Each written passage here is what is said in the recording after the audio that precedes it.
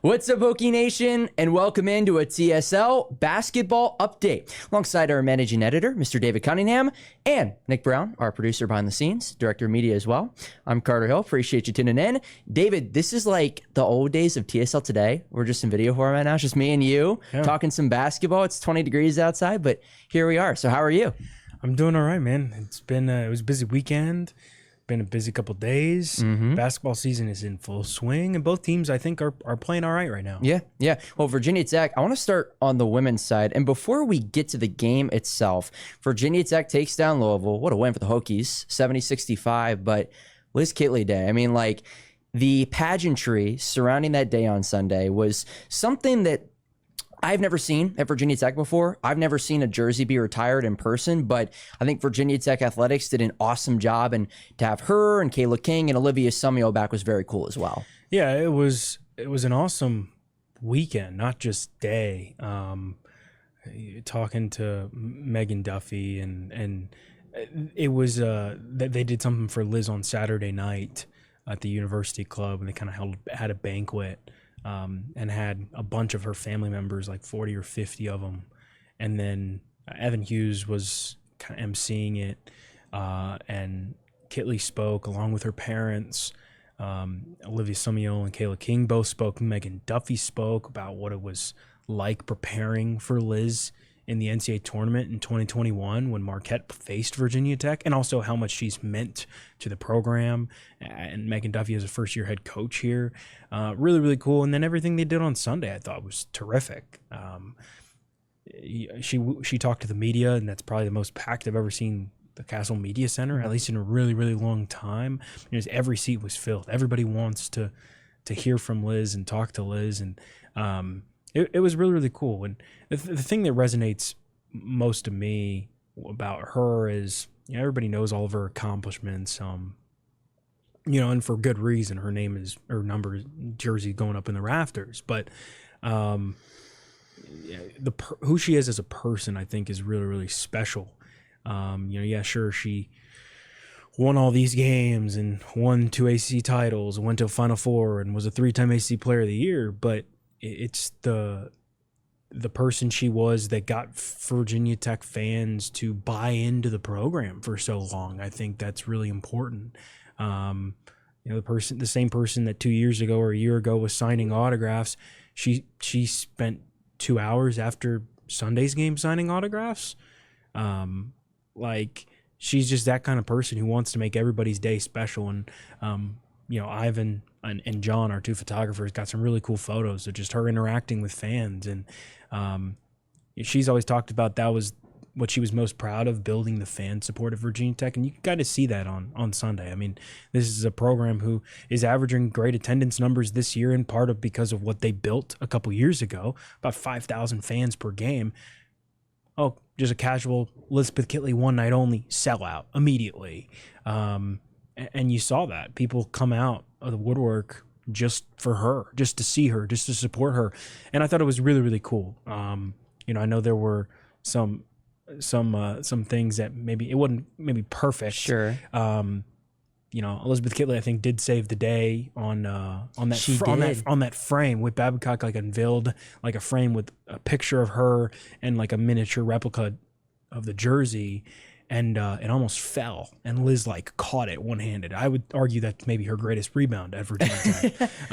But overall, a really, really fun day, and I'm really happy for her and also her family, Raven and Ralph and Loretta, and them just having an opportunity to be celebrated. And she's going to keep coming back, obviously, but I especially after the way her career ended, I thought it was really cool, just packed house, and everybody showing their love for Liz as much as she's showing her love for Virginia Tech and how much she means. I think it was really cool for the community to get a chance to celebrate her one more time. The best part is Virginia Tech finds a way to win that basketball game. Again, you say find a way. Well, they led for 38 minutes. Yes. Actually, great point. 70-65 over Louisville. And this Louisville team isn't like the Final Four Louisville teams that we've seen in the past, but they are an NCAA tournament team. And for Virginia Tech to find a way, again, let's throw out, find a way. For Virginia Tech to lead for the amount that they did and to close out is the best way to put it. That win over Louisville, I think, was pretty big time for Megan Duffy's crew, especially after the loss to UVA on Thursday. Yeah, I thought Tech rebounded really, really well. The UVA game on Thursday, I thought the most disappointing thing from that, or most surprising thing, was that Megan Duffy called timeout twice in that third quarter, and Tech didn't really have a response. Usually your team gets fired up out of those timeouts, and Tech didn't. And Tech was focused every single moment of this Louisville game, where first quarter went on a run. It's a close game still at halftime. As I pull up my notes, 7-point game at halftime. Yeah, 34-27 at half. Tech's up 10 halfway through the third. It's a 13-point game at the end of the third.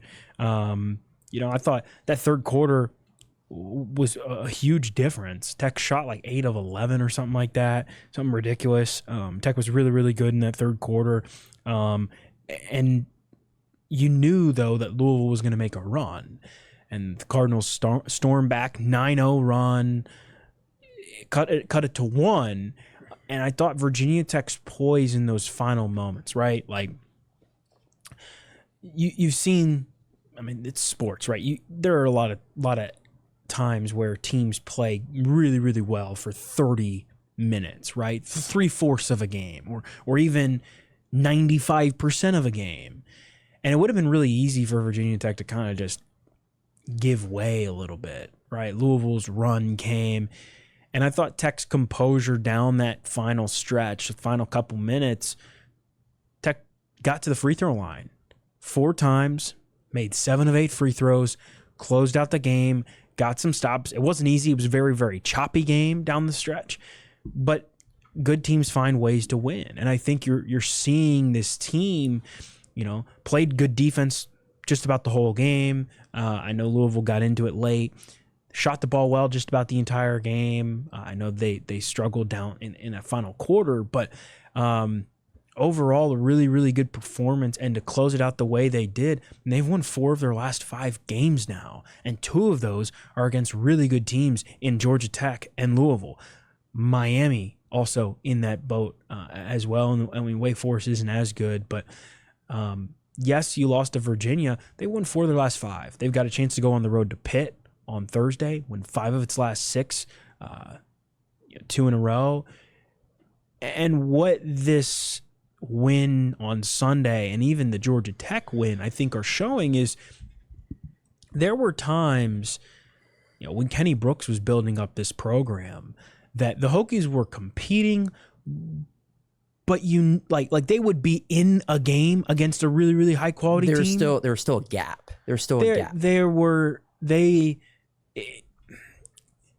They could not close out those games. There was a talent gap. Yeah. And I think what you're seeing with Megan Duffy right now is that her teams in year 1, they're beating some really good teams. Georgia Tech was undefeated before they played the Hokies. Yeah, no, absolutely. Right? Louisville's a really good team, had won 7 straight games, and Virginia Tech beats them. Like, I think it's natural to go, okay, well, Virginia Tech has Notre Dame and NC State these next 2 games, NC State on Sunday on the road, and then Notre Dame at home next week. And I don't expect Tech to win either of those games, but if Tech is hanging around and Tech's in those games, it would not shock me because of the way that they're playing right now. Yeah, I was going to say, I was talking with somebody about this the other day. I'd be surprised if they beat Notre Dame here, obviously. But the NC State and Carolina games, based on how Virginia Tech has played on the road, who's to say? Winning in Raleigh is crazy hard. Tech has won the last 2 it's played down there. The only little 2. bit. Actually, that's right. That's right. Yeah. The only 2 they won down there ever. Little bit different circumstances, but to me, there's no reason why Virginia Tech can't go on the road and steal one in Raleigh or in Chapel Hill. And if you do that, we're talking about a team that is on the fringe of the bubble right now. That could be the win that kind of boosts you over the top. You have that and the Georgia Tech game in Atlanta. All of a sudden, got quite a case come March. So you can't slip up on any of these quote unquote gimmies, and there's not many. I don't know if there's any. And if you can win 1 or 2 of those on the road, you're going to be in a pretty good spot come March. Yeah, I think mean, that UVA one, UVA's up in the metrics a little bit, so it doesn't hurt as bad. But at first, that was going to be a Q4 game for Tech. It's Q3 now, I think, if not higher. I think it's Q3. SMU and Syracuse are towards the bottom of the league. Those are two teams Tech gets at home. You got to take care of business against them. You got to win those games. But yeah, what we're seeing is Virginia Tech be competitive in every single game. And that's what you kind of expect, honestly. Like, maybe we were wrong to not expect that. I think the previous trends and the past years would indicate, oh, well, it was going to take Tech a little bit of time, and Tech might not necessarily have it right away and be able to compete with these really, really great teams. And sure, you've seen games where the Hokies have not been able to be there for 40 minutes. Duke, Florida State. There have been some games, and even that Duke game, I thought Tech shot the ball okay, but just was not ready to play that level of competition. If that game is today, how different does it go? It's much different. I mean, I think Duke still wins, but it's probably not a. It's a much closer game, especially if it's at home in Cassell. I think that being the ACC opener on the road, like, that's just not easy. The Florida State game, the Seminoles are a really, really good team, but what you're seeing is, and sure, they have some off nights still, but what you're seeing is the Hokies are there. They're in games. They might not win every single one, but they are in them. And they, that UVA game, I think they learned a lot from that UVA game and responded well. It would also be nice if they can go to Charlottesville and win that game. Get the UVA game back. And again, that's doable. Like, we're talking about the highs and lows of Tech women's basketball this year. And, like, to your point, like, I don't see a game, maybe other than Notre Dame, I don't see a game on the schedule where you're like, there's no way they're going to win that game. And I don't even want to, I mean, like, we've seen some crazier things happen. So, like, I still, even despite the Samaya suffering injury, and I know I'm going on a little bit of a tangent, I think we're seeing the seeds to potentially, if you can get one or two more that maybe you weren't supposed to get, we're seeing the seeds to a potential NCAA tournament berth, which would be, again, quite the accomplishment in Megan Duffy's first year. And the fact they're still even in the conversation at this point is quite the credit to Megan Duffy and her staff for what they've done this year. Yeah, you mentioned UVA. That was, again, I think, a game the Hokies can learn a lot from. And you have to remember that, yes, despite all the highs, despite all the fourth quarter comebacks, great article, by the way, Nick, despite all of the fourth quarter success, late game success, coming back from wins, beating really, really good teams, in some cases, as Duffy said, stealing wins. This team is still very, very young, and they have young moments. UVA, you saw it, right? Latasha Latimore, the UVA forward, Tech could not stop her. She had 24 and 15, right? Guarantee you, when they play in Charlottesville, it's going to be a little bit different. Mm-hmm. She might still play well, but Tech is going to defend her differently. Matilda Eck talked about that group's toughness after that game. And she said, I thought we needed to be tougher, talking about the defense. And you can't just let somebody score and score and score and not change anything. And I think you saw the Hokies play Louisville really tough. Mm-hmm. And they have a mentality about them where they will fight and they will scratch and claw, and they're never quite out of a game. Maybe the Florida State game, okay, they were out, but they were getting really outplayed. Yeah, that was just a bad night of basketball. There's been one or two or three nights here or there where they've been outplayed. The majority of nights, it's like, okay, they're in the game. They're right there, if not controlling it. I thought Georgia Tech was a really, really, really big step in the right direction after Miami, which was a huge step in the right direction. And you're starting to see this group really, really improve. Like, they are getting much better. They're coming into their own. I think you're seeing some players like Lonnie White. She's been on a tear lately. You got to credit the staff and the players for what they're doing behind the scenes. A lot of these kids are playing completely different basketball in better ways, of course, than they were a couple weeks ago. Like Lonnie White, she's got 4 straight double-figure games. She goes off for 18 the other night, had 6 rebounds. Kale Peterson comes off the bench. She hadn't scored the ball well lately. She comes in as 12 crucial points, stepping up in a position against a really, really good team where Rose Michel's out in foul trouble. Tech is finding ways to plug kids in, and I think it's working really, really well right now. The question is, can you keep it going, right? And like, the interesting thing is this week is a perfect example of ACC basketball at its finest, because Tech has two challenges that are very different. Going into Pitt is one of the worst teams in the ACC, 1-6. And they won't play in front of anybody up there, too. Pitt's averaging about 550 fans. Yeah. 550. And this is a Pitt team, only win in the ACC. Panthers were down 32 to SMU, outscored them 28-0 in the third quarter, and won by 13 points. Tied the largest comeback in NCAA history. That's not happening every game. They're getting outscored by an average of 20 points per game in the other 6 ACC losses. But you go into a place where there are going to be 500 people there. And then on Sunday, you go to Reynolds Coliseum in Raleigh, one of the best places to play in the ACC. They're going to have about 5,500 people. So it's going to be completely different, right? You have to bring your energy one night, and then you have to withstand the crowd the next night. And you're going to see some highs and lows throughout the year. But I think the most impressive thing is Tech has been pretty steady for the most part. Yeah. Now, a lot of these games have been at home lately. What happens when Tech goes back on the road? Tech's only played on the road 4 times this year. 3 of those were wins. All of them were come from behind wins in the fourth quarter. Georgia Tech, and Miami. So Hokies are on the road these next 2 games. I'm curious to see how it goes, because they are playing with a chip on their shoulder. I think they've got a lot to prove, and I would not count them out of that NC State game. It's not going to be easy. NC State's a pretty good team, but there are things Tech can take advantage of in that matchup. So we will see. I think I think this team just has something unique about them where they are kind of in every game they play. And I don't know you could say that about, some of the teams in Kenny Brooks' early years. That's not anything against them.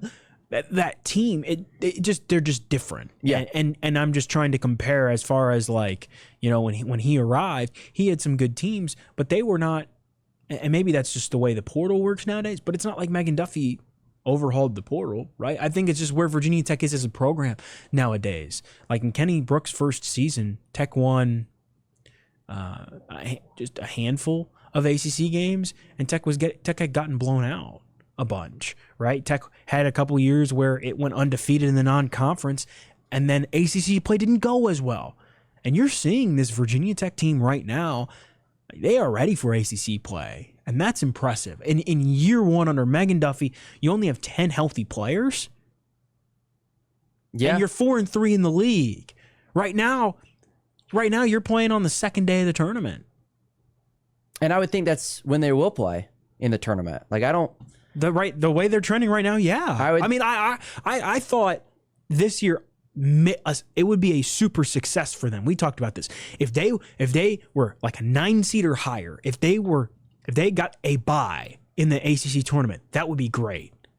They're tied for 8th right now. Like they're right there. That's crazy in year 1. But that's just kind of who they are and what they've been doing. And maybe I shouldn't be as surprised because the buy-in is there. The toughness is there. They're playing good basketball too. They're going to be slip-up, sure. But overall, they're in a good spot, I think. Yeah, no doubt about that. Talking about the men now, they fought Wake Forest this past weekend, 72-63. And first off, I think Wake's pretty good. They're really, really good defensively. I think Virginia Tech did some good things, particularly with Ben Hammond kind of working his way back. But I just think the bottom line is the Demon Deacons are just a little bit better than Virginia Tech. And that's what I think we saw on Saturday. Yeah, I mean, I think the difference was Wake Forest has Hunter Salas and Cam Hildreth. Virginia Tech does not. And those are 2 of the best scorers in the ACC. Steve Forbes had a great quote after the game. He said, Hunter Salas, first team all ACC pick last year, tough shot taker, hard shot maker, I believe is what he described. And then he described Cam Hildreth as the fullback in the wishbone. He just runs people over. And I know Virginia Tech fans, some got a kick out of that because it's like, yeah, he was running guys over and there were no fouls called. I digress. No, that's a really good Wake Forest team. 6-1 in the ACC, and I thought Virginia Tech played well. Just need a little bit more. And the difference is two guys who are both all ACC caliber. Yeah. I thought Tech actually did a good job limiting everybody else. Yeah, Salas with 24 points, Hildreth with 21. Nobody else was in double figures. Afton Reed, 6 points in foul trouble. Yeah, I think this Virginia Tech team is steadily learning and growing. They had a heck of a game last week against NC State. Different one on Saturday against Wake Forest, but it's good to get Ben Hammond back. I think Tech's defense is improving in some spots. I think Tyler Johnson has really, really come on all over the floor. Back-to-back games with double-digit rebounds, I believe. He's scoring the ball well right now. Mike Young has tasked him with guarding the other team's best player. That's not a five, essentially. He guarded Salas, I thought, well for a lot of the game. Now Salas is still going to get his, but I think Tyler Johnson, he guarded Peja Stojakovic's son, Andre, at Cal. Like, he is being tasked with a lot as a freshman, and he's kind of stepping up to the plate and knocking it out of the park for the most part. So, I think this team is, again, still learning and growing. I mean, you're one game below 500, 7 games in. Like, you will take that. Yeah. And they've got I think a pretty winnable game tonight on Wednesday night against Georgia Tech against a really, really banged up team. I was going to say, let's talk about that tonight in Atlanta, which is, we're recording on Wednesday, so that'll be tonight at 7 o'clock on, I believe it's on the ACC Network tonight. I believe that's correct. I think it's ESPNU. ESPNU. Okay, 7 o'clock ESPNU. I'll double check that in a minute. Virginia Tech, Georgia Tech. Yep, ESPNU. All right. Virginia Tech, Georgia Tech at McCamish Pavilion. On the women's side, the Hokies had a nice one there a couple weeks ago. Hopefully the men can continue that. I think, to your point, a very, very winnable game. And if you do that, you're 4-4 in the ACC. And again, who knows what can happen after that? Yeah, I mean, Tech has Clemson coming on Saturday. And in my preview I wrote earlier, which you can go find on techsideline.com, I wrote it yesterday, and I was looking at just the upcoming month for Virginia Tech. Today is January 22nd. In the next month, Virginia Tech will play 9 games. 6 of them will be on the road. Not all of them are necessarily extremely tough. And when I say that, I mean a lot of them are teams at the bottom of the league. Virginia's in there. By the way, Virginia Tech fans, Virginia is 1-6 in the league this year. They just beat Boston College. So they're 2-6. Did they beat BC? They beat BC. Oh, that's my bad. Ooh. They're 2-6. It's an improvement they beat in BC by Charlottesville. 18. I'm sorry. Sorry. UVA's still not very good this year. But again, neither is like 6 teams at the bottom of the league. Like, there's opportunities for wins. So my point here is that Virginia Tech has games towards the bottom of the league against Georgia Tech, Virginia twice in the next month, Miami, Notre Dame, and I'm missing somebody else. At Boston College. And Syracuse at home. Boston College. And Syracuse's home isn't very good either. Now, Florida State, SMU, and Clemson are all pretty good, trending up. Those are all going to be tough games, but a lot of those games I just mentioned against the not so good teams, like, you got to take advantage of those when you can. If you're this Virginia Tech team, it's not like you're running a gauntlet here. Like, you've got games against teams that are about where you're at. Starting with Georgia Tech, this is a team in year 2 under Damon Stoudemire that is extremely banged up. I mean, like, they've got 4, 5, 6 guys. That are just like crucial players that would be playing right now. Like a guy like Jaden Mustaf, he's not playing. He's hurt. He only played 6 guys the other day in their game against forget who they played. Let me see. I got it. They played Florida State on Saturday. They played 6 guys in their game against Florida State. Virginia Tech is going to see a team that is not in a good spot health-wise. Can you take advantage? I thought Mike Young made a really good point on Monday's ACC teleconference talking about Georgia Tech. Damon Stoudemire, NBA background. They run a lot of complex things. that you don't see every day. NBA stuff, just in terms of actions and off-ball screens. Hokies have to kind of be locked in for that stuff. And then Clemson on Saturday. That is a really tough matchup for Virginia Tech. I don't expect Hokies to win, but Mike Young's teams have been pretty competitive in a lot of games late. I expect them to be the same in that one, but that is a really, really good Clemson team that I don't think is getting enough credit. I mean, Chase Hunter's playing out of his mind right now. Ian Schefflin might be one of the best guys nobody's talking about in the league. The way he rebounds the basketball too. Well, yeah, he does a little bit of everything. There are going to be some big rebounding battles coming up for Virginia Tech, and I'm curious to see if Bay and Dongo, Georgia Tech big, Tyler Johnson, Toby LeVar are going to have a fun time with him, and same thing with Schefflin on Saturday. So, but Hokies are in a good spot. I really do think like they are improving. I think having Ben Hammond back is big. Mike Young has found a bit of a rotation more. I expect it more tonight against Georgia Tech than on Saturday against Clemson. Tech playing smaller with Lawal at the 5 and Hammond, other Ben Burnham at the 4. That I think you might want to match athleticism a little bit in this one versus the Clemson game where Clemson's bigger, basically puts out 3 guys 6'9" or taller in that starting lineup. They've got Victor Lakhin. I don't know how exactly to pronounce it. He's like a 7-footer, I think, actually, and he's rebounding the basketball at a ridiculous rate too. And they've got another guy who's basically playing the 3-4 for them. Don't tell me. I wrote it down. Chauncey Wiggins. He's 6'10". Yeah. He's been around a long time. Yeah. So they've got Schefflin at 6'8", and they've got Chauncey Wiggins at 6'10". They got Lakhin at 6'11". They got a bunch of really, really, really good bigs.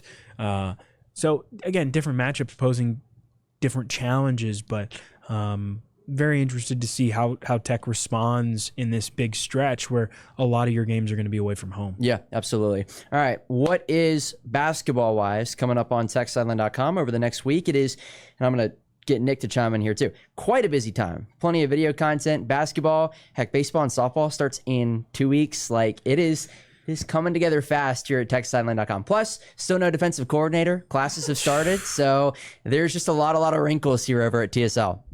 I'm looking. Next week is going to be a little bit of a similar week in terms of the men are away next Wednesday at Florida State. The women are at home on Thursday.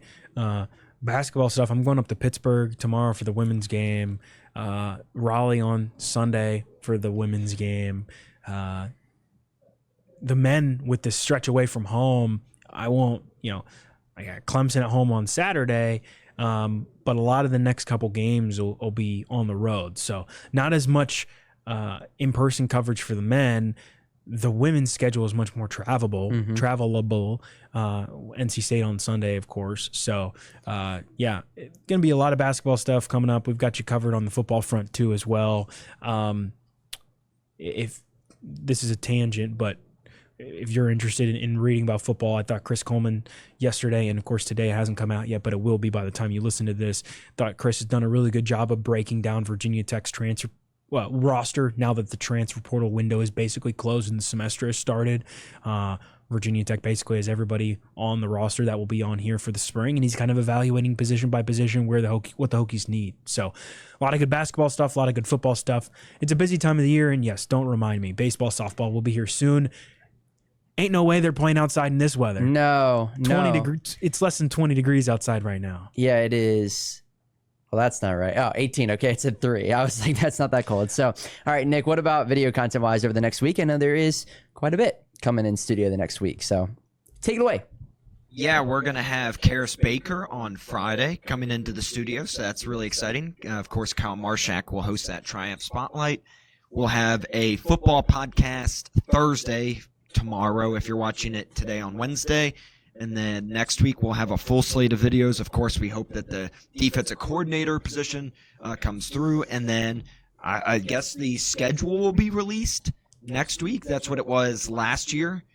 So looking at that last week of of January. We'll have, of course, a podcast, more videos surrounding that, and we'll take some guesses, early guesses at win totals for the Hokies, and hopefully it's 10 plus. No, I'm just kidding. But yeah, it'll be super exciting, and we've got a lot of video stuff. Kind of took a lull off over break because we didn't have a lot of interns in town. Carter here had to do about everything, but besides that, we just kind of took that lull. But we are back in full swing, and we'll have plenty of content.